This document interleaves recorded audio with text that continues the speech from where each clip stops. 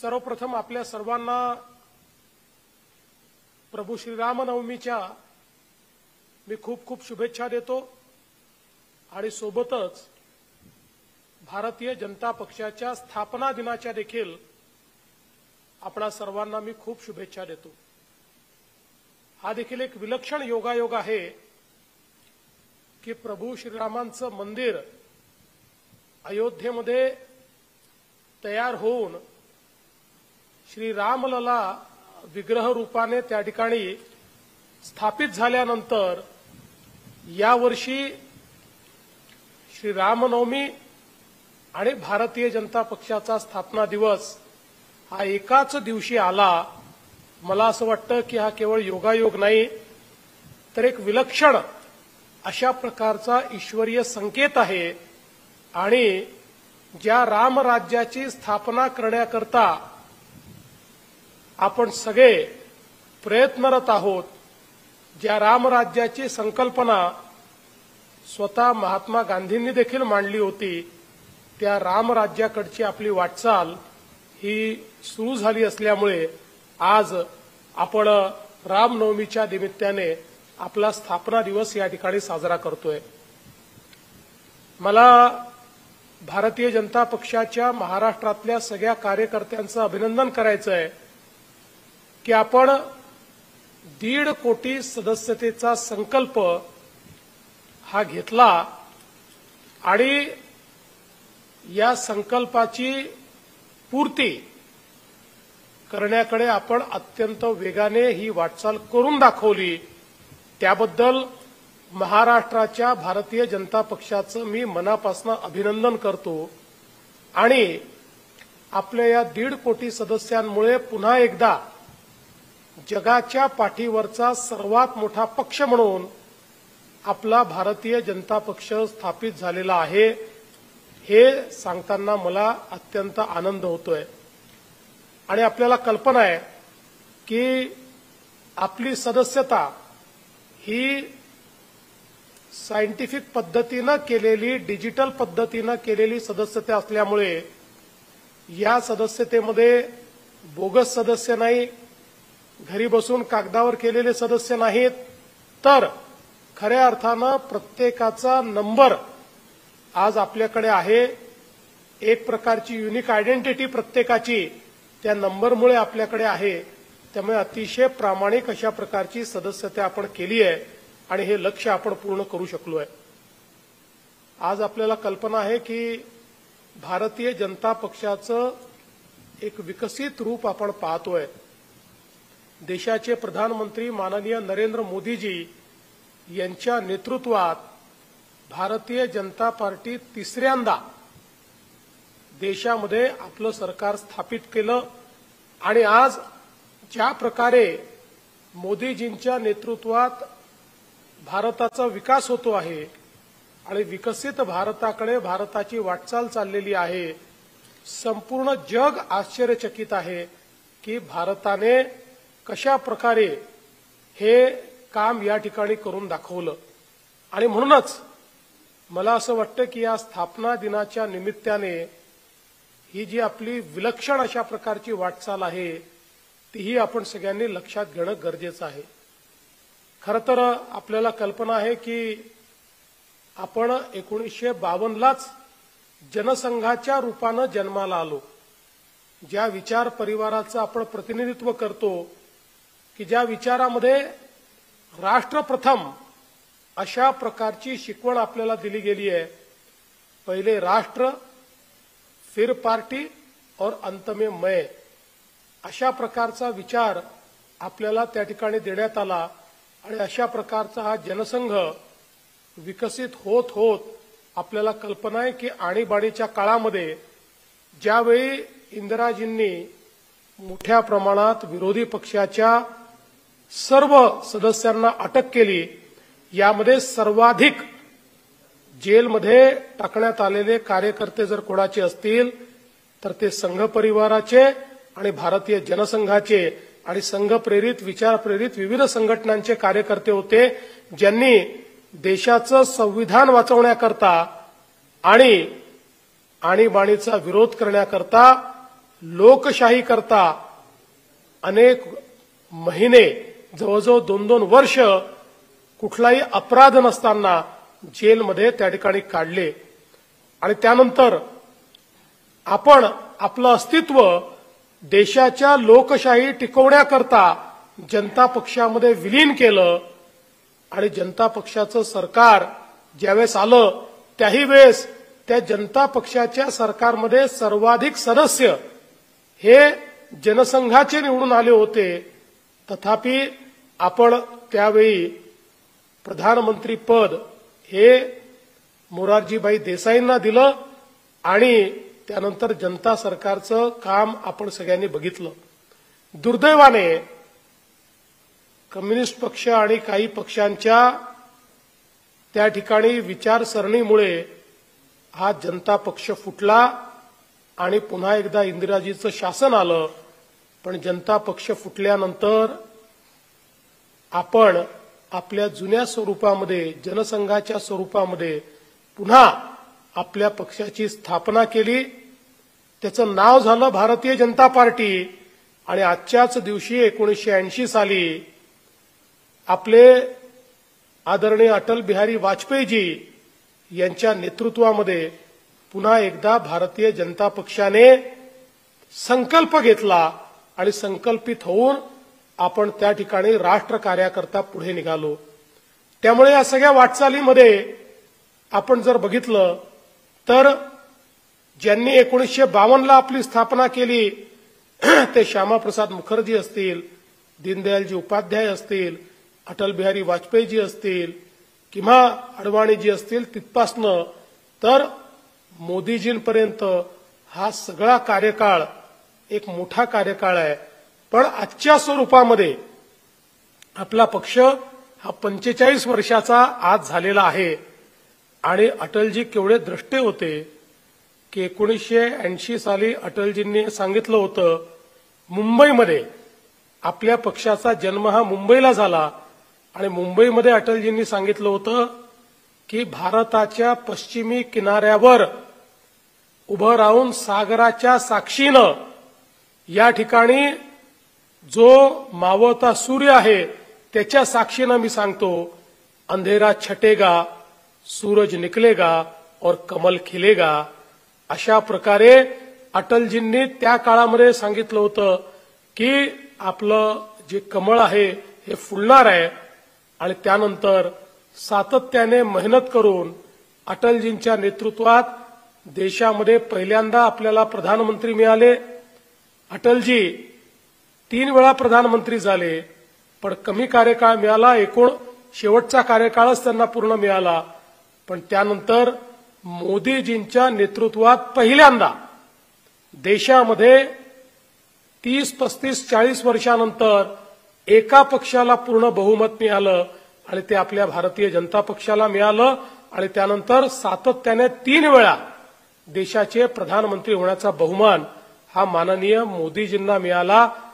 हा आपल्या पक्षाचा इतिहास आहे, आपल्या पक्षाची वाटचाल आहे.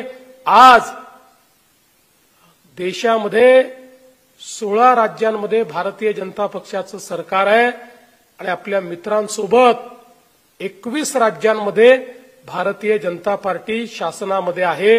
म्हणजे भारताच्या सगळ्या भागामध्ये प्रमुख राजकीय पक्ष म्हणून भारतीय जनता पक्षाकडे पाहिलं जातं. हे सगळं होत असताना भारतीय जनता पक्षाने लोकशाही कधी सोडली नाही, घराणेशाही कधी अंगीकारली नाही. हा पक्ष कार्यकर्त्यांचाच पक्ष राहिला.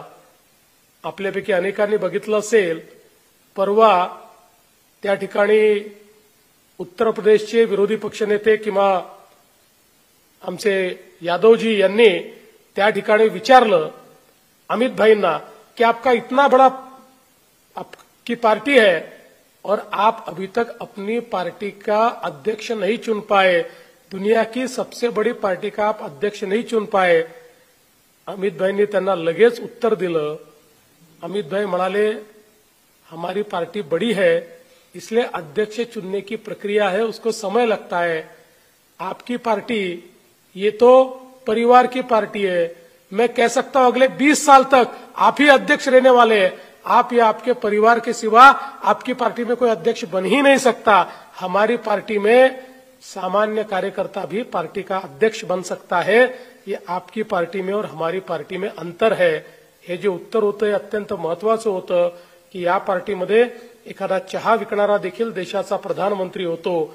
ही आपल्या पक्षाने जपलेली एक अत्यंत महत्वाचं आपलं अंतर हे आपल्याला या ठिकाणी पाहायला मिळतं। आणि महाराष्ट्रामध्ये देखील आपल्या पक्षाची वाटचाल ही जर आपण बघितली तर अतिशय गौरवशाली अशा प्रकारची आपली वाटचाल आहे।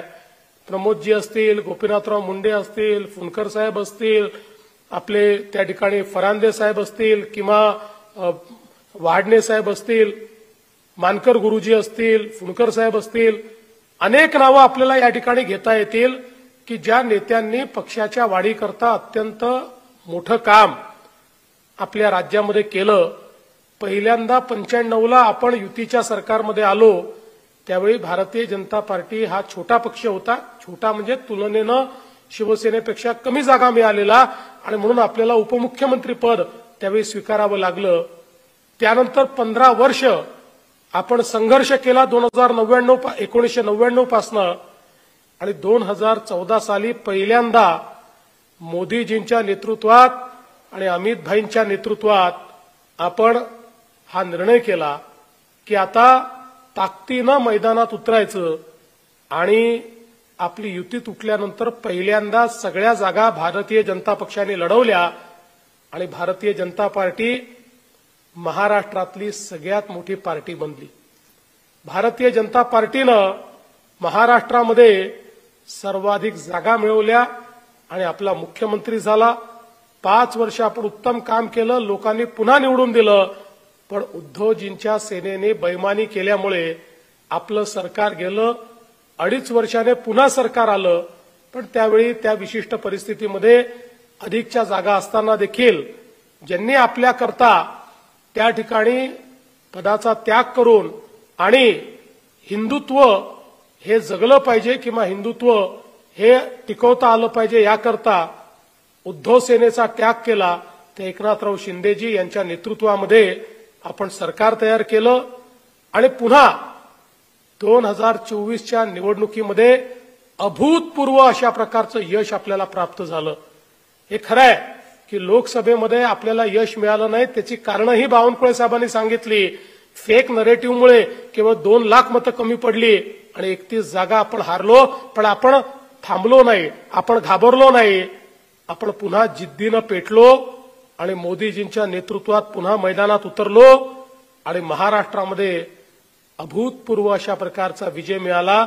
132 जागा आपल्याला आणि सोबत आपले 5 मित्र असे 137 आपले निवडून आले आणि एकूण आपल्या सोबतची शिवसेना आणि राष्ट्रवादी मिळून 235 जागा। आजपर्यंतच्या महाराष्ट्राच्या इतिहासातला सर्वात मोठा विजय, कुठल्याही पक्षाला मिळालेला सर्वात मोठा विजय हा आपण या ठिकाणी मिळवला आणि कार्यकर्त्यांच्या सगळ्यांच्या आशीर्वादामुळे, तुमच्या मेहनतीमुळे, तुम्ही जे श्रम घेतले त्यामुळे आपल्याला हा विजय प्राप्त झाला। आणि पुन्हा एकदा आपल्या सगळ्यांच्या आणि पक्ष नेतृत्वाच्या आशीर्वादामुळे महाराष्ट्रामध्ये मुख्यमंत्री म्हणून मला जबाबदारी मिळाली। खरं म्हणजे मी आपल्या सर्वांचा ऋणी आहे की या देशातल्या सर्वात मोठ्या पक्षाचं महाराष्ट्रामध्ये नेतृत्व करण्याची संधी ही वारंवार आपल्या सगळ्यांच्या मदतीमुळे, आपल्या आशीर्वादामुळे, आपल्या सहकार्यामुळे आणि अर्थातच भारतीय जनता पक्षाच्या नेतृत्वामुळे मला वारंवार या ठिकाणी करायला मिळाली। आणि आज सातत्याने आपण हे नवीन राज्य आल्यानंतर देखील मोठ्या प्रमाणात विकासाचं काम करण्याचा प्रयत्न करतोय। एकीकडे केंद्रातलं सरकार आहे, माननीय मोदीजींच्या नेतृत्वामध्ये आपले नेते माननीय गडकरी साहेब असतील किंवा आपल्या महाराष्ट्रातले जे वेगवेगळे आपले केंद्रीय मंत्री आहेत, हे केंद्रातनं आपल्याला मदत करतायत आणि राज्यातनं आपण मोठ्या प्रमाणात सामान्य माणसाच्या जीवनामध्ये परिवर्तन घडवण्याचा प्रयत्न करतो आहे। आणि एक चांगलं सरकार, एक पारदर्शी सरकार, अशा प्रकारे गतिशील सरकार देण्याचा प्रयत्न आपला चाललाय। 100 दिवसाच्या कार्यक्रमातनं आपण एक प्रकारे संदेश दिलेला आहे, हे सरकार कसं चालणार आहे, हे गतिमानतेनं चालणार आहे, हे पारदर्शीपणे चालणार आहे, हे सरकार सामान्य माणसाकरता चालणार आहे, हे आपण या ठिकाणी दाखवून दिलंय. आणि मी आपल्याला विश्वास देऊ इच्छितो की हे सरकार अशाच प्रकारे महाराष्ट्राला सर्वोच्च स्थानावर नेल्याशिवाय थांबणार नाही. आपलं वाक्यच आहे, आता महाराष्ट्र थांबणार नाही आणि महाराष्ट्राची गती आपण कमी होऊ देणार नाही. पण ही गती जर योग्य प्रकारे आपल्याला त्या ठिकाणी जर साधायची असेल तर याच्यामध्ये खूप महत्वाचं काय आहे तर सरकार आणि पक्ष यांच्यातला समन्वय. शेवटी आम्ही सरकारमध्ये असलो तरी आमच्या मनात पक्ष आहे, आम्ही सरकारमध्ये असलो तरी पक्षामुळे आम्ही सरकारमध्ये आहोत ही जाणीव आम्हाला आहे. आणि म्हणूनच पक्ष आणि सरकार याचा समन्वय आपल्याला घडवायचा आहे. पक्षाचे सगळे पदाधिकारी आणि कार्यकर्ते हे सरकारला जनतेपर्यंत नेण्याचं उपकरण आहे.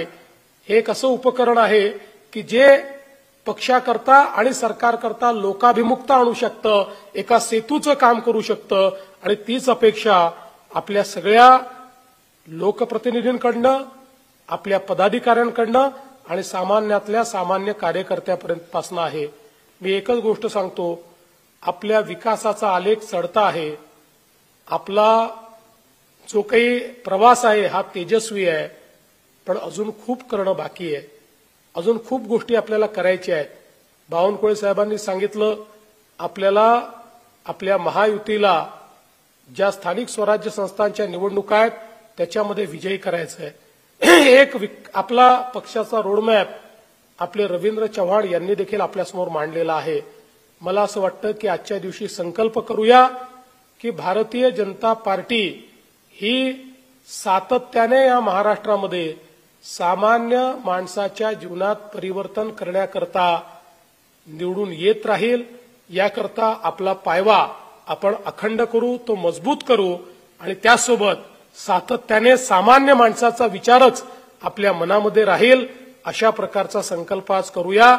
हा पक्ष महान आहे, याला अधिक महान कसं बनवता येईल आणि त्याच्यामध्ये छोटंसं योगदान आपलं कसं राहील अशा प्रकारचा संकल्प आजच्या दिवशी आपण सगळे मिळून करूया. आपल्या सगळ्यांना मी या ठिकाणी खूप खूप शुभेच्छा देतो. पुन्हा एकदा प्रभू श्रीरामनवमीच्या आपल्याला शुभेच्छा देतो, आपल्या स्थापना दिवसाच्या शुभेच्छा देतो आणि माझं बोलणं संपवतो. धन्यवाद. जय हिंद, जय महाराष्ट्र, जय श्रीराम.